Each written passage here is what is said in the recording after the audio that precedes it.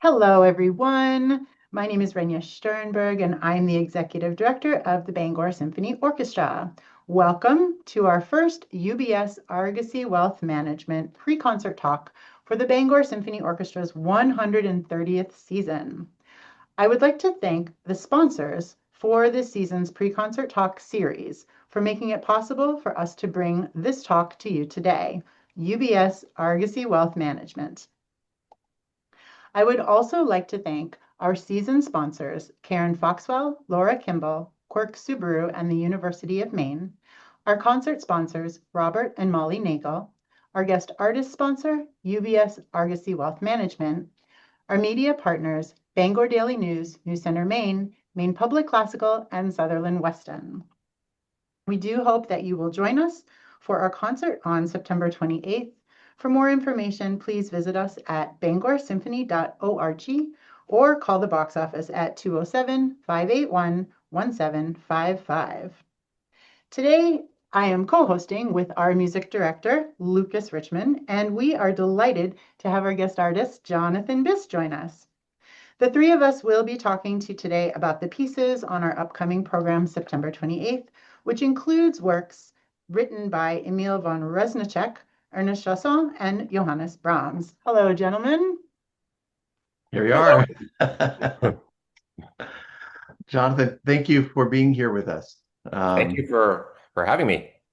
During my entire tenure, I'm starting my 16th season now with the orchestra, and I've wanted to have you come back to Bangor. I know you've been to Bangor before. I'm delighted that you're coming back, and I specifically wanted you to play the Brahms Second Piano Concerto with us. I'm thrilled that you asked because for whatever reason it's been a long time since I've played it, and I'm bringing it back this season in a number of places, and it's been so fantastic to come back to the piece. So thank you for the very good idea. It is one of my favorite pieces, and the girth of this piece. I mean, it's not your standard three movements; it's four movements, and it really feels like a symphony for piano and orchestra.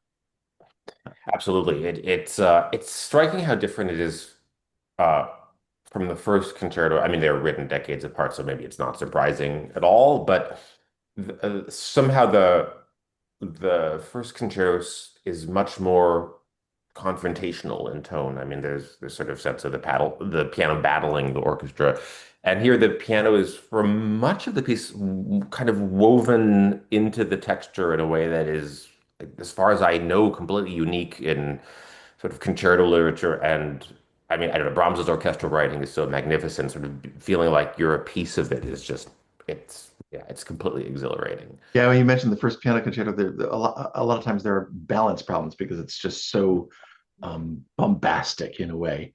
And I imagine the what you need to go through as a pianist to cut through is different from what you might need to do with this orchestration. Um, and what I find interesting about this piece is that the first movement starts off with that beautiful horn solo, but then I mean it gets into drama, and the first movement has drama, but by the time you get through the whole piece, the last movement is just like this a fun casual walk through the park kind of Yeah. thing. I mean, it's so delightful, and I being now not old, but later in my years, the sense of I don't have to scream at things anymore. I can just enjoy the walk in the park. Yeah. Yeah, it is interesting. It's the emotional range of the piece is gigantic because, as you said, there's drama, through what is it, really three phrases in it becomes already very dramatic. And the second movement is wrenching, but then you have these passages, I would say maybe above all in the first movement, where there's just this sort of these enormous vistas where he's just sort of taking in this gigantic landscape, and then you have I think this sort of deep regret in much of the slow movement, and then yeah, as you say, it sort of resolves into something kind of emotionally uncomplicated in the last movement, Right, right. just There's unlike him. a simple profundity. Yeah, Yeah. And it's interesting that you talk about the interweaving of the instruments and the orchestra, that this is so informed by his chamber music. Yeah. For sure. Yeah. I mean, to begin with, the cello solo in the slow movement is maybe the greatest instrumental solo in all of the symphonic repertoire. I mean, certainly it's got to be on the list, right? Yeah, of course, But of it's course. much more than it's like, I'm thinking about towards the end of this of that solo, the way the single oboe and the cello interact. There's so many moments where there's the dialogue between either piano and one instrument in the orchestra or sections within the orchestra or individuals within the orchestra is so much it's so central. And that's yeah, again, that's just very different from the first concerto, which I adore, but which is has this sort of behemoth quality. There's not nearly as much room for that sort of chamber music conversational quality. Yeah. I read you, would you bring up the slide? Right. Perhaps we can just see the movements involved. As I mentioned, it's four movements, and it's lengthy. This is as long, if not longer, than some of his symphonies. Um, uh, are is this a piece that you've like followed through your life? I mean, like, do you feel differently now? Because you've played it before, Yeah. and so what does that feel like coming back to it? It's very different, and it's easy to tell you that it feels very different. It's harder to tell you how exactly. Mhm. Certainly, I've played so much more Brahms now than I had at that point. I mean, first of all, just so much more of his music, both solo repertoire and a lot of the chamber music, and I've played the first concerto a lot since then.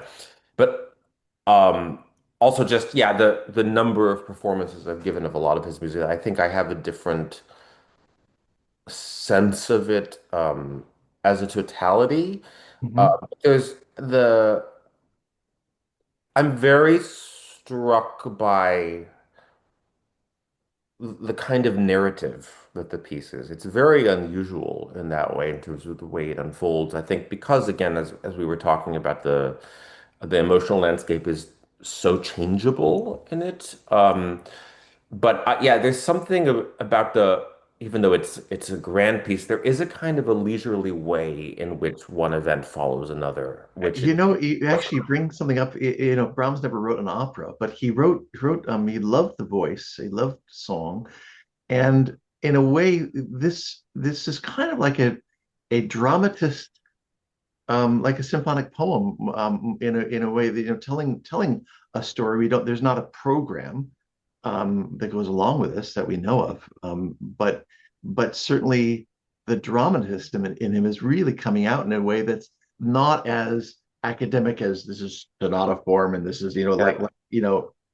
um, It's true when you feel as if you're in a scene at any given moment, and that you move from scene to scene rather than from, yeah, as you say, from first theme area to second theme area to development. Yeah, it does have that sense of, someone who might have written an opera, even though he didn't. The other thing that I find interesting and significant, I would say, is that, and I didn't know this when I played it the last time, is the middle two movements apparently were originally planned for the violin concerto, which is written around the same time, which is oh, which is when you only know it in its final form, it's very difficult to conceive of that. right. But I do find that there is information in that in terms of the kind of sonic conception of the piece that I don't think Brahms likes a percussive sound on the piano ever. And I think is when you think about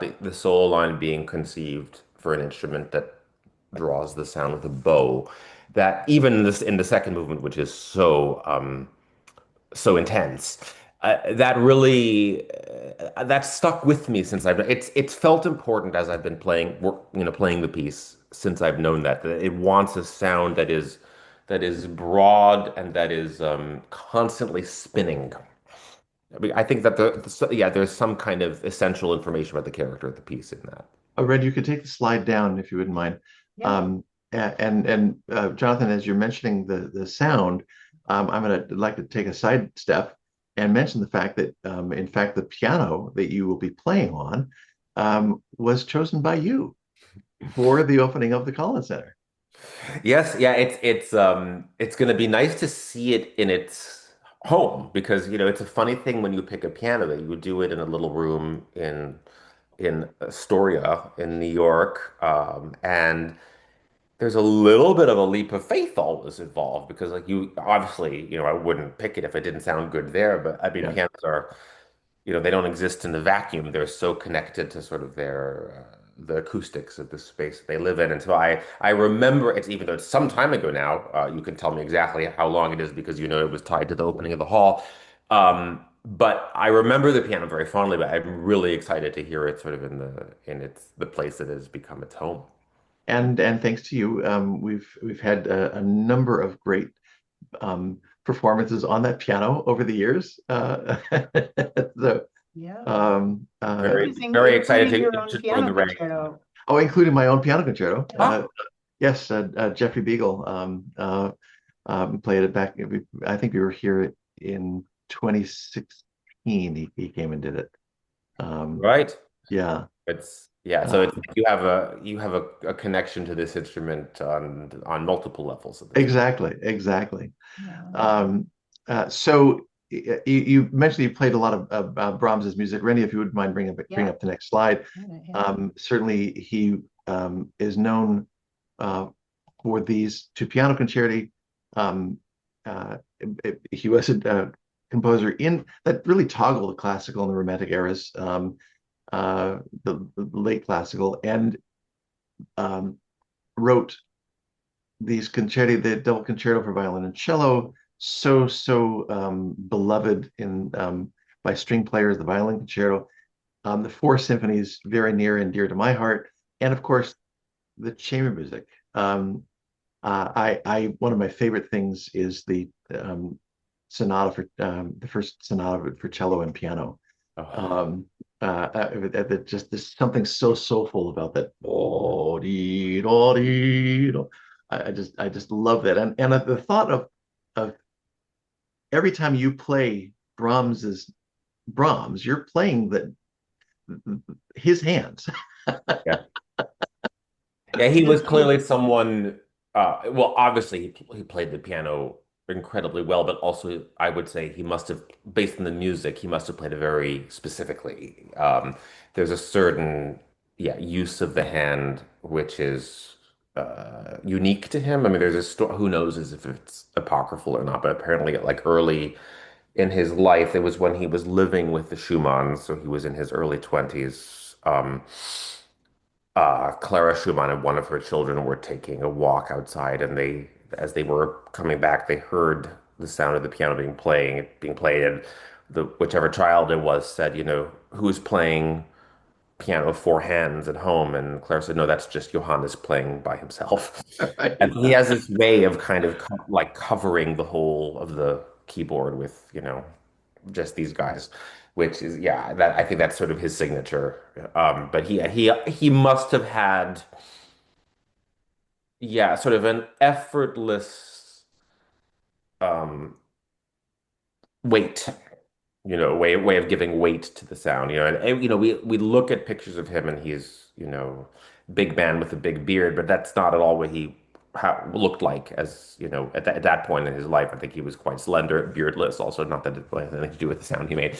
Um, but already I think that sort of that sense of sound, and I always think that one's sound it doesn't come from your physique, it comes from what's in your ear.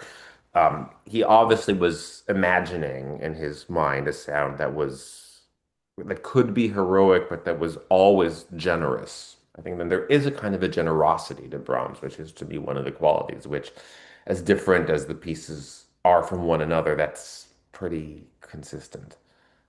I just for my own pleasure, I've been playing through some of the intermezzi, and I,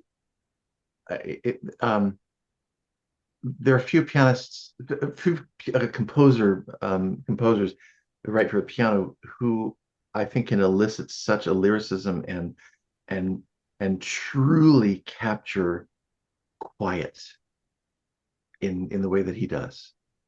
Yeah, I mean those late intermezzi are such a gift, and I think it's I try to remind myself often that they so nearly didn't get written at all. That after he wrote his string quintet, the G major, which is Opus 111, I think, he declared himself retired. He said that he had, composition had grown too difficult. He didn't have anything else he needed to say. And then just by chance, he met this clarinetist whose playing he fell in love with. And because of that clarinetist, he wrote the clarinet quintet and the clarinet trio and two clarinet sonatas and these four opuses of short piano pieces, which are some of the most, yeah, quietly profound music ever written. So tender, so much regret. There's so much regret in Brahms in general, but like, whereas in, earlier in life, it's mixed with longing. I sort of think it's pure regret by the time those late pieces come around. Randy, if you bring up the next slide, because I know speaking of regret, he pined after Clara. Um, he was lifelong friends with Robert and Clara Schumann, Hmm. and they played each other's music. And he incorporated Clara into his many of his pieces in not only spelling out her name, but his first symphony, the the 51 strokes of C by the timpani were in honor of her 51st birthday. So his that love, unrequited love, is a very big part of that of who he was, and we don't know that he ever found a partner of significance. No, his relationships with women were odd. I mean, he fell in love with women who I was going to say they were unattainable, but it may have also been that he put them on pedestals and sort of made them unattainable in his own mind. But I mean, he was odd. I mean, I was thinking when you were saying that, that those 51 blows of fate. I mean, that's a hell of a birthday tribute. And then he later in life, when he had sort of to some extent gotten over his love of Clara, he fell in love with one of her daughters. And then when the daughter got married, he wrote the Alto Rhapsody as a wedding present for her. It's one of the darkest pieces ever written. So I don't know if he thought he was being funny. He did have a sense of humor. I mean, he wrote about this concerto. He said, I've just written a tiny, tiny piano concerto with a Right. tiny concerto. So I mean, he was not this sort of, glamorous guy. But yeah, yeah, his relationships with women were very odd. And he was apparently very, very gruff altogether. But I don't know. I have the sense of underneath that of a real humanist. There's something about him that has always struck me. Like he had to have been deeply empathetic to have written the music that he did. And there are things that we know about him. I mean, there's so many of the great composers, like we don't, it's better not to know too much about what their political beliefs were. It's really upsetting. But Yeah. Brahms was the only one who was appalled by anti-Semitism. He's the only one who sort of said anti-Semitism is madness and it will lead somewhere disastrous. It's I like, didn't know that. Wow. yeah, it's moving to know. Yeah. Something just kind of music geek of me. Do you know why, or am I incorrect? So many of the editions of Brahms are like they're good in the first printing, and there aren't a lot of scholarly like, oh, we found everything and it's all changed, and the dots and the articulations, like it was good to go from the beginning.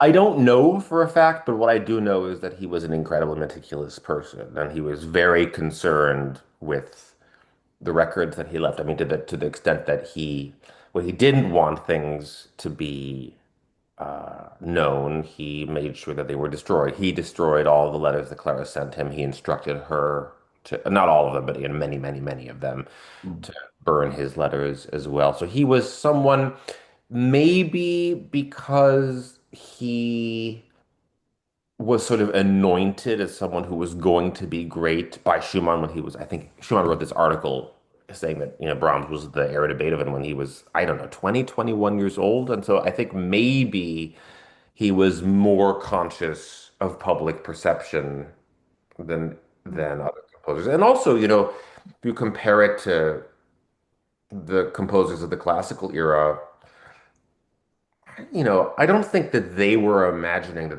there were going to be a lot of other people playing their music. I think they were thinking in terms of public performances that they would be playing it themselves. And Brahms lived in an era where, performance of, other people's music was much more prevalent. So it may have just been much more on his mind, that the thing better be accurate. I'm kind of spitballing, though. I don't really. No, no, that makes a lot of sense. And I of course he held I mentioned his first symphony, which took him a long time to write because the specter of Beethoven loomed so greatly in the composers' minds at that time. Like, how can you write anything after Beethoven's Ninth Symphony? Um, you yourself have been very involved in Beethoven's five piano concerti with a special project. Yes, I have. This project is by now.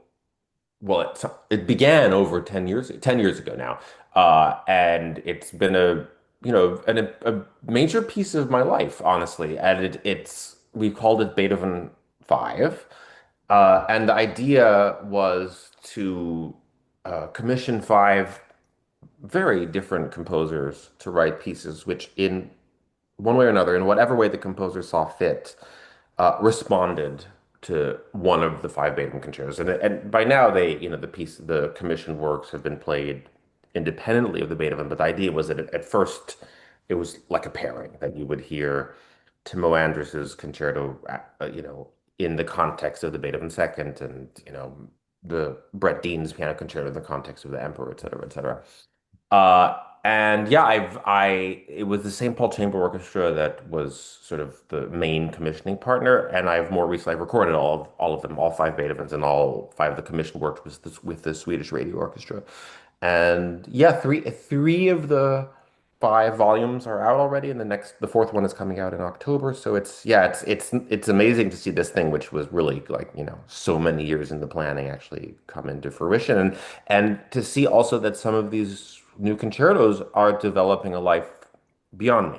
Other pianists are taking them up, which is the idea, that Yeah. you commission them, I guess in some very limited way for yourself, but eventually the idea is that they just become part of the repertoire, which is really exciting when it happens. Well, congratulations. Congratulations. Thank you. Yeah, it's thrilling to watch happen. Yeah. Well, we are so excited to have you with us, joining us for the performance of Brahms' Second Piano Concerto. Because the piece is so large, this is our second half of our concert. Um, uh, and it'll be great to have you back in Bangor. Thank you so much. I've been looking forward to it, and I am now particularly looking forward to it. Thank you so Terrific. much, Jonathan. It's been great Thank, having you. thank you, and see you very shortly. Yes, see you Yes. very soon. Bye bye. All right. Thanks. Bye. Bye. Oh, That that was was sweet. amazing. Yeah. Yeah. He has such a deep understanding of the music of Brahms and of this piano concerto in general, it seems. Yes, absolutely. Absolutely. Wonderful to hear Such him such talk. such depth, and Yeah. that's how the performances get, so he Oh, knows what he's yes. It's going to be fantastic. All right. We have more on this program than the Brahms, even though you're right, the Brahms is ending this particular concert. But why don't you tell us what's beginning it? So on the first half of the concert, we have a delightful overture by Emil von Reznicek. This is from his opera Donna Diana, and Reznicek was a quite a prolific composer and very well respected uh, in his time. He was friendly with Strauss and Mahler, and um, this opera was actually performed quite a bit. It's the silliest story. It's kind of very dated at this point, but it revolves around a princess and who is in love with uh, a prince of some a sort, or a noble young man. But the nobleman's friend says, if pretend that you're not interested, and that will make her heart go pitter patter. So it's one of those things where they each keep on deceiving each other until the very end, and they end up in each other's arms. But it's Aw. silliness all the way through. But the overture has been performed uh, since the opera's premiere, and it is probably the most famous piece by Reznicek that gets performed. He also has a symphony, and if you go back to Oh, the sorry, previous sorry. slide, Too quick. Sorry. um, uh, the I found this fascinating. This opera that he also wrote called Flamel. This it was in response to his friend Strauss, at 25, writing a piece called "The Hero's Life," ein Heldenleben, um, uh, so full of himself about his grandeur, and so Reznicek writes a piece called Schlemiel, um, which is just the opposite, for tenor and orchestra. So he had a tremendous sense of humor, and you can hear that in this overture. Um, Yeah. the You can go to the next slide, please. Yeah. Um, he was a conductor, and actually, there's video of him conducting this overture I found on YouTube, and it's fascinating. He's not a, I mean, I think by today's standards, it would be hard to discern what he's wanting from on the podium. From the video. Yeah. But it's fascinating to watch. He wasn't a large gesture conductor, right? No, it's very understated, but I'm sure he kind of was demonstrative, shall we say, in how things would go. He was influenced by Gustav Mahler in his writing, and so he interacted obviously with Richard Strauss, and accepted a position, a composition position, uh, by Strauss's benevolence. So quite a storied career. I mean, Yes. so And this is it's the orchestration is pretty standard, right? As far as orchestrations go. actually, it's a more of a chamber orchestra in a way, because if you notice, there are no trombones or tuba. Right. It's basically winds and pairs, except for the added piccolo, and then four horns and two trumpets. So, yeah, it's a very standard kind of Beethoven orchestra in a way. Standard for Uh, the time, I for suppose. the time, exactly. Well, for a much earlier time, Hmm. in fact, by 1894, people were using larger orchestras, but maybe thinking because it's in a pit, for an opera, Yep. he'll use a smaller. It's not an opera on a Wagnerian kind of scale. It's not that kind of epic. It's very light in a Donizetti kind of way. So why not stick to that kind of orchestration? Yep. But that's And that's the yeah. Go ahead. no, I was going to ask you, I know that I in my former life I was a violinist, and I know that when string players look at music like this, now this is it's kind of light and it's kind of fast and it's all in triplet, right? One, two, three, one, two, three, one, two, three. I know on the page, like in the ear when you're listening in the audience, it's lovely, it's beautiful, it's cute. On the page, when you're on the stage and you're the musician and you're looking at what we call like a lot of ink on the paper, this can be it's more difficult to read it and play it than it sounds light. And now I heard that you have sort of a solution for the Bangor Symphony, if you don't mind sharing. Not at all. So I've created a new edition of the piece, because it was originally written in 316. And even if you don't know anything about music, basically that means that there are 3/16 notes per bar. So every time the conductor does this, that's one bar, and 3/16 notes go by very, very quickly. So your eye is jumping, jumping, jumping, and there's a lot of black notes on the page. Um, so yes, it's very hard to see. Like, whoa, what are we doing? Yeah. So I've doubled the duration of the notes and created an edition that actually takes these phrasings, also the music, music geek stuff, Uh-huh. is not just 1 2 1 1 1. It's it's in phrasings of four. Bum bum bum bum 2 3 4 1 bum be da da.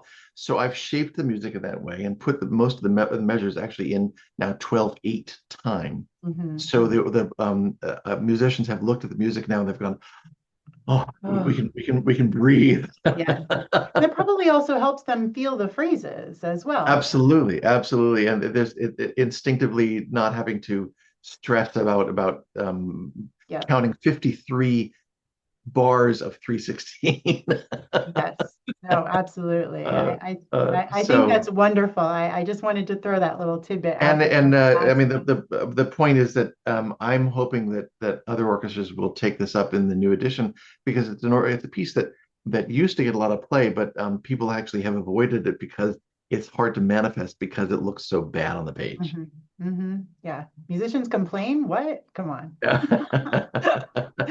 No, that's great. Thank you for sharing that with us. Yeah, Now, the other piece on the program, so this is the second piece on our program, so it's the one before intermission, right? correct. We follow the resonant check with the Symphony in B flat by Ernest Chausson, who was a French composer and pianist of the Romantic era. Um, Chausson is probably best known for the poem for violin that's played often as a solo work. Mm. Uh, his Symphony in B flat, of course, and also the Concerto for Violin, Piano, and Strings, a wonderful piece that can be done as chamber music and also in larger form. Um, Chausson was um, he grew up in a kind of a wealthy family. He didn't have to work, and he studied law and then decided he wanted to take up literature and drawing, and okay, I'll do some music. So he studied music with Massenet at the Paris Conservatory, and then later on with César Franck. Our patrons will remember that we performed the Franck Symphony last season, the Franck Symphony in D minor, and so they were compatriots, and Franck's symphony in its form of three movements and the idea of it being cyclic, the ideas that happen in the first movement come back in at later times. So you hear um, melodies throughout, not just isolated in one movement. That Mhm. was a standard kind of thing that Franck would like to do to tie his music together as a through piece for the whole duration of the work. So it's only in three movements. So typically shorter than a four movement symphony might be. Um, it does use a full orchestra with two harps. I will much to the chagrin of your budget, Renia. Oh no, we love two harps is great. I love two harps. It I do looks too. I do beautiful on too. the stage too. Beautiful to have Absolutely. those harps.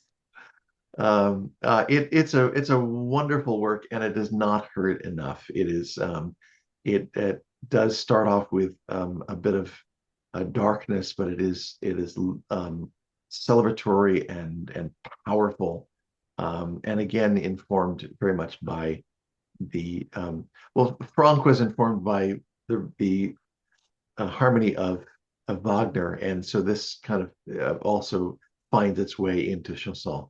You definitely hear Wagnerian influences in Mm. his music. A very powerful work, and I'm really glad that we can bring it to Bangor. And it's actually I have not conducted this work um, for over 30 years. Oh, but you have conducted it I before. have conducted before, and the last time I did was actually almost 40 years ago. Yeah, Wow. yeah. That's, do you think it's going to feel different? Oh yeah, I mean, yeah, Totally. right. I understand a lot more about it now than I did when I was in my 20s. So Wow, that's amazing. That's amazing. And do you remember the way you like, do you had any memories of feelings performing this piece in your 20s that you're kind of drawing on now as you're studying? Because you're score studying now, right? We haven't started rehearsals, and so you're just studying the score and right. I mean, I going see back on your, here's my score, look and at this is that the right score there. that I had from 40 years ago. And I see my notation, and there are certain things that I don't do anymore in my scores. You see the yellow. I Yes. used to highlight things. I don't do that anymore. So in that way, I kind of look back and I say, oh, okay, I see where my mind was Yeah. back then, and what I found to be important in the music that I would bring out. Mhm. And of course, there's a lot of valid stuff that I, as a that I thought of the time. Mhm. But then I also, what I do find interesting is that I will, when I'm marking my scores, I will mark in phrasing, Mhm. and my sense of phrasing back then is sometimes very different from how I understand the music to be shaped now. And is this a piece that you studied with someone, or did you come to this one on your own? Because there's that time period in every musician's life where at one point you're studying the pieces and you're performing them, and then as an adult, you'll come back and perform those pieces you studied. But then eventually you stop studying and you just are performing, and then you're taking on new pieces yourself without the benefit of having someone teach it to you and guide you through maybe their process. So I'm wondering, with you with this piece, what's your relationship to this piece? Like, is it through a The teacher? only reason I know about it was because of my conducting teacher at USC, Daniel Lewis, was a magnificent teacher and incredible conductor. Um, it, uh, when I think I was 23 and I was going to do this concert, and he recommended that I do this piece because he knew I needed a full symphony, but I needed a shorter symphony, and I needed a symphony that would that would involve the full orchestra with the low brass. So it's a perfect vehicle for that, and Mr. Lewis knew that, and so that's how I got to know it Oh, wow, under that's his great. tutelage. Yeah. Oh, fantastic. Well, so it'll be interesting to have Jonathan come back playing the piano that he chose for the Collins Center, and you coming back with this piece that again, like maybe a little more than 20 years ago, did Yep. for the first time, 40 years, he said. It's going to be a very interesting concert. Wow, that's great. Well, I feel like we have reached the end of our pre-concert talk. So I am going to let those who are listening know some other options that we have available with this concert. In addition to the live concert, we also offer a digital concert ticket. So pre-sale tickets to the digital release of this concert are now available for $10. And you can visit our website for more information or for tickets, or you can go to watch.bangorsymphony.org to get your tickets there. Also, we do professionally record these concerts, and this concert will be broadcast on Maine Public Classical on Wednesday, October 8th at 8 o'clock p.m. You can access that through mainepublic.org or on 106.1 FM in Bangor. I would like to just thank everyone for listening, for tuning in and listening to our pre-concert talk. Thanks for joining us for our UBS Argosy Wealth Management pre-concert talk series. And again, we do hope that you'll be able to join us on September 28th at 3 o'clock p.m. at the Collins Center for the Arts, or get yourself a digital ticket and watch it anytime between October 3rd and 17th. So we have lots of ways that you can enjoy this concert. More information is always on bangorsymphony.org. And Lucas, thank you so much. Thank you, and thank you all for listening. And we'll see you at the Collins Center. I'll see you at the Collins Center.